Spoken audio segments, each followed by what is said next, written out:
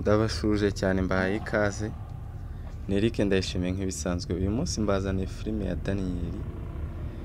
Imana ikomeze kutugira neza. Daniyeli mu rwobo rw'intare. Ndagira ngo ntuze gucikwa kugira ngo iyi filime ikuremo ubutumwa bwinshi. Daniyeli yari mu bibazo, atinye, ahangayitse, ariko Uwiteka yaje kubana nawe. Ndagira ngo ucikwe ntukurikire, Yesu aduhana umugisha. Intare zari zimwasamiye, ari mu rwobo rw'intare, asenga Imana ngo ngirire impuhwe Nyagasani. Hano aho umwami yari ari, byamwanze mu nda, nawe aravuga ngo ibi byose mubinkura imbere. Uyu munsi ndibwiyirize ku bwa Daniyeli, ndakora amasengesho nsengere Daniyeli. Mukura ibyo mu nzira niko nababwiye. Hano umwami yari ahangayitse cyane. Daniyeli bamutaye mu rwobo rw'intare, afite ubwoba bw'uko intare zimurya. Daniyeli aracyakomeje gusenga avuga ngo ngirire impuhwe. Sengaga Imana yo mu gihugu cyo mu ijuru. Roho yanjye ibi wawe. Roho yanjye iri hagati y'ibisambo cyangwa se y'imisozi y'intare zishinyitse amenyo ameze nk'amacumu, indimi zazo zimeze nk'inkota, zityaye nk'inkota. Nyagasani, mpamagaye izina ryawe, ndakwinginze, ndaguhamagaye. Mwami wanjye, nkura uhereye mu nyanja y'abantu, unkure aha hantu, ngwino hano mwami. Waravuze ngo ntitukagira ubwoba, wowe mwami wanjye. Mumpe amahoro, ngwino untabare, cungura ubuzima bwanjye Nyagasani. Abandi niko bari kwinywera barya ntacyo bibabwiye. Biriya byose ni umugambi w'Imana, utabogamiye ku Baheburayo cyangwa se undi muntu. Bo baraseka cyane, barinywera. Hano umwami yaje kugaruka, ya nshuti cyane ya Daniyeli yabuze ibitotsi. Ndagira nkubwire ngo ukomeze usenga Imana. Yaje aho Daniyeli yari afungiye ku rwobo rw'intare.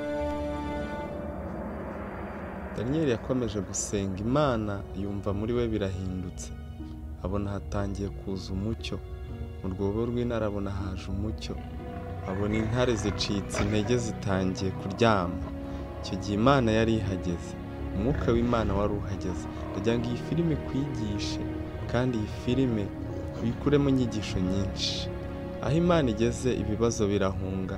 Imana ibasha gufunga iminwa y'intare n'ishobora byose. Daniyeli yaravuze ati, nzashimira ihoraho ibihe byose, nzahimbaza izina rye, ishimwe rye rizahora mu kanwa kanjye. Daniyeli aravuga ati, kuri abo bose bizera Imana, nta kintu na kimwe bazakena, nta cyiza bazabura, upfa kuba wizera Imana gusa. Nawe unkurikiye upfa kuba wizera Imana gusa. Ibyago n'amakuba ni byinshi ku muntu ukiranuka, ariko Uwiteka amukiza muri byose. Aya ni amagambo ukwiriye gufata mu mutwe akakwigisha. Ni ibyanditswe byera udakwiye gucikwa. Jya ukunda gusoma Bibiliya. Nawe uri mu bibazo bitandukanye, ndagira nkubwire ngo ntuhumure. Imana wankijije iminwa y'intare. Nzavuga izina ryawe, nzaryamamaza. Nzaribwira abavandimwe bose mu itorero cyabo dusengana. Nawe Imana yakurinze, tangira uvuga izina ry'Imana. Nzaguhimbaza nawe. Ni Daniyeli yabwiye wa mwami yaje kuza ati, mumpe inzira. Araza ati, Daniyeli mugabo w'Imana, ese aho Imana yawe yabashije kugukiza? Daniyeli nawe yari akiri aho yicaye, umwami uhoraho iteka, Imana yohereje marayika wayo afunga iminwa y'intare.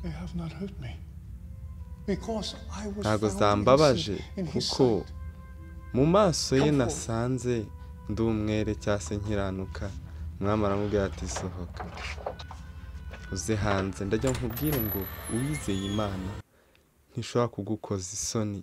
Imana ishobora byose, Imana ni umwami w'abami, Imana ntizigera igusiga cyangwa iguhane mu izina rya Yesu.